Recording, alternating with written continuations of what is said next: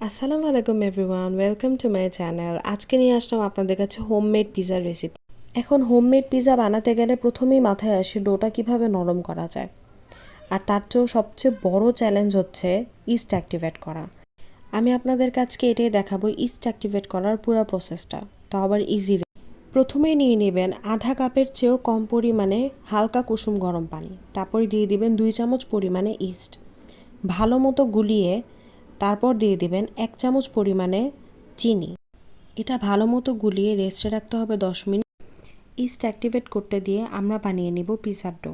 পিজার ডোটা বানানোর জন্য 2 কাপ পরিমাণে ময়দা এবং 1 চামচ পরিমাণে লবণ অ্যাড করব। ততক্ষণের মধ্যে আমার ইস্ট কিন্তু অ্যাক্টিভেট হয়ে গেছে। দেখতেই পাচ্ছেন আমার ইস্ট খুব সুন্দর মতো অ্যাক্টিভেট হয়েছে।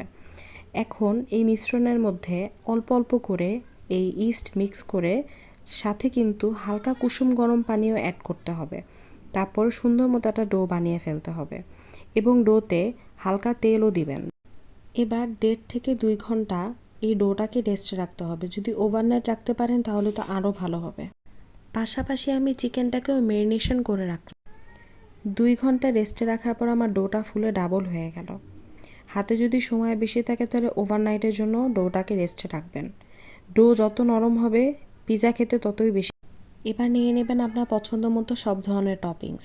আমি চিকেনটাকে হালকা ফ্রাই করে ফেলেছি এবং সসেসটাকে হালকা সটে করে নিয়েছি। তারপরে পিজা সস লাগিয়ে তারপর দিয়ে দিবেন মোজরেলা চিজ। যত চিজ দিবেন ততই কিন্তু চিজি হবে। সব টপিং সাজানোর পরে এবার পালা বেকিংয়ের। আমি ওভেনে দিয়ে দিলাম 10 থেকে 15 মিনিটের জন্য বেক হতে। রেডি হয়ে গেল আমার পিজা। এটা আমার পিজার ফাইনাল লুক। আমার রেসিপি ভালো লেগে থাকলে আমার পেজকে ফলো দিয়ে আমার পাশে থাকবেন।